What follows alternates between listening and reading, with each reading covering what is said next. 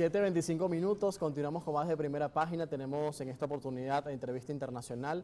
Recibimos a esta hora a Carlos Verísimo Storace, es analista en política exterior, está conectado con nosotros desde Montevideo, Uruguay. Le doy la bienvenida, muchas gracias por acompañarnos.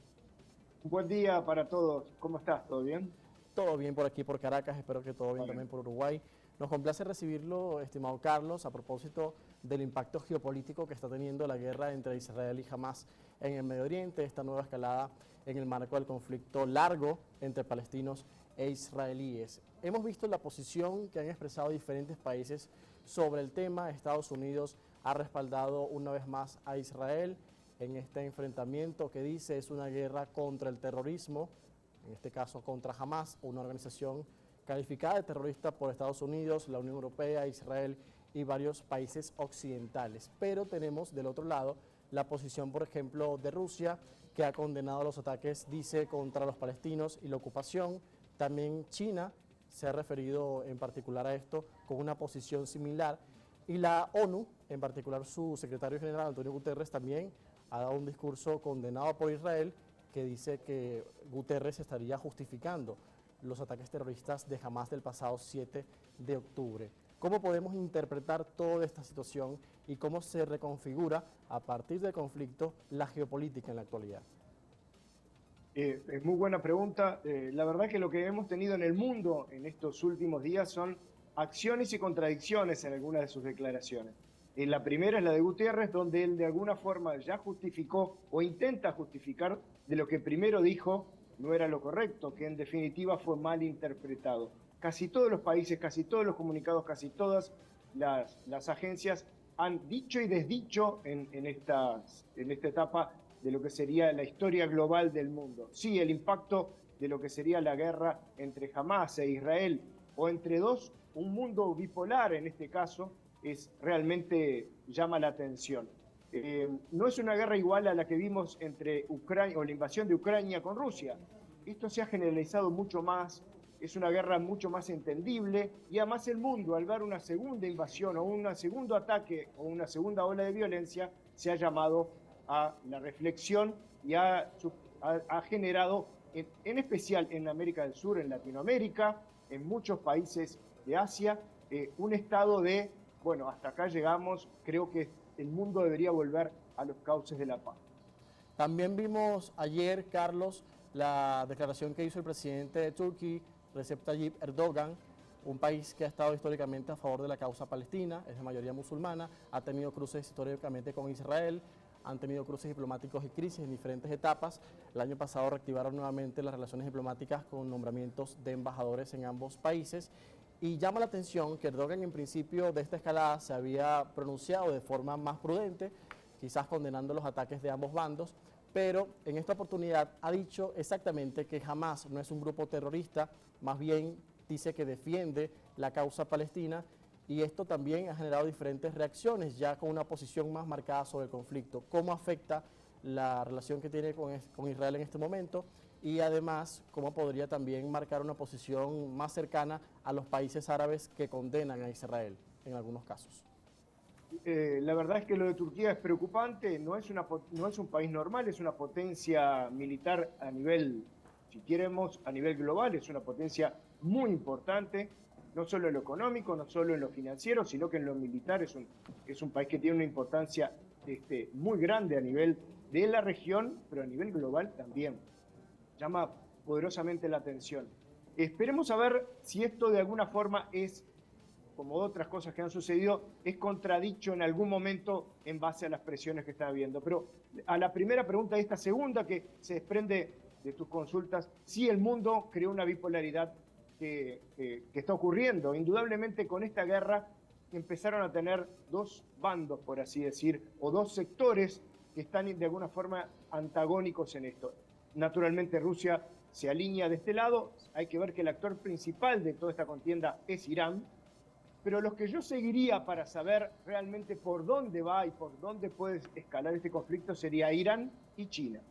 Naturalmente Rusia ya tiene su frente, tiene problemas importantes internos y externos, tiene un bloqueo económico importante, está un tanto aislado. Irán lo mismo, pero Irán necesita de cualquier manera que China siga comprando su petróleo y abasteciéndolo de alimentos. Es Irán la generadora de casi todo lo que estamos teniendo en este tablero de ajedrez, y si vamos al ajedrez, Irán sería la reina y jamás en algunos casos puede ser el peón, la torre o de alguna forma algún obispo, pero más de eso no, habría que seguirlo de este lado. Lo que sí ocurrió, y es totalmente llamativo, es como China ha gastado cientos de miles de dólares, pero eso sí, José Enrique, cientos de miles de dólares para intentar crear un ámbito comercial y de alguna forma insertarse en algunas economías y quedar como un jugador o un player a nivel mundial, porque en esto no hay una competencia de China contra Estados Unidos. Ella quiere ser la primera, quiere ser el generador de una nueva forma de hacer las cosas.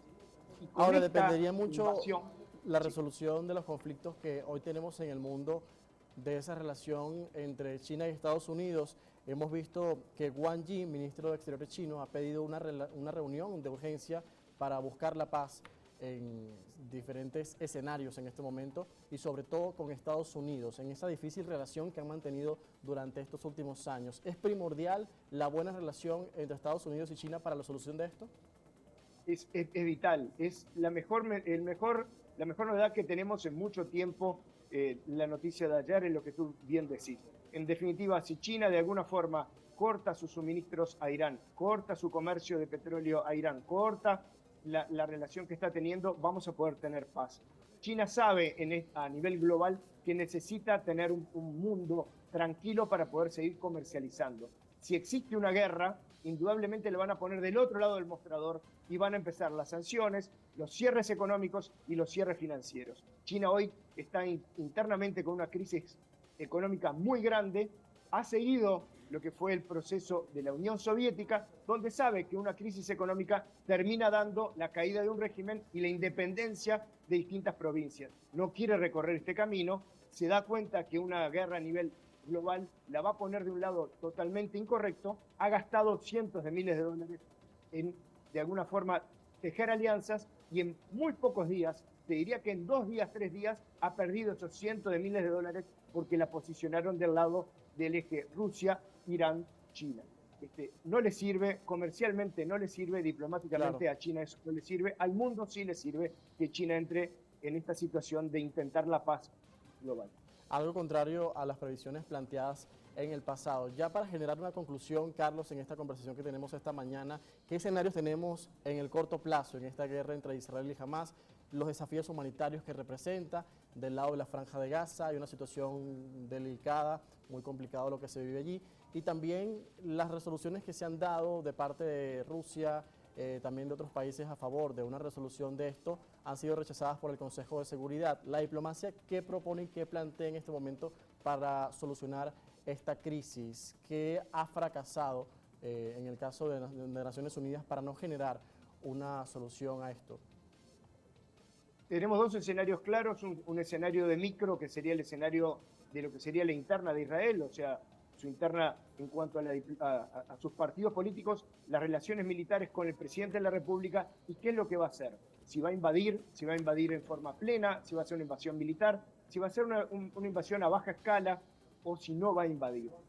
Algunos analistas han visto la posibilidad de no invadir la Franja de Gaza y seguir tomando algunas posiciones. El atraso de la invasión nos da ciertos atisbos de cómo puede ser todo. Eso es a nivel de lo micro o del país, por así decir. A nivel global, naturalmente lo de China es totalmente llamativo. Sabemos que Estados Unidos, la totalidad de Europa y muchos países de América del Sur han tenido un apoyo importante para con Israel, lo que aísla a otra parte del mundo de sus posiciones. Rusia naturalmente tiene que jugar las cartas que tiene que jugar, pero va a depender también mucho de lo que haga China.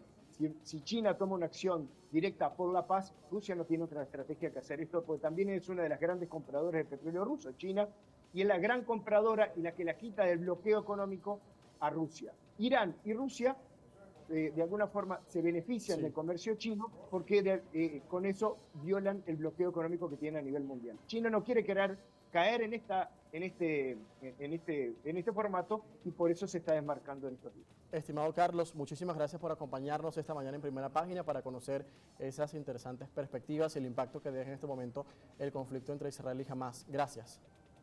Gracias a ti, un abrazo grande a todos.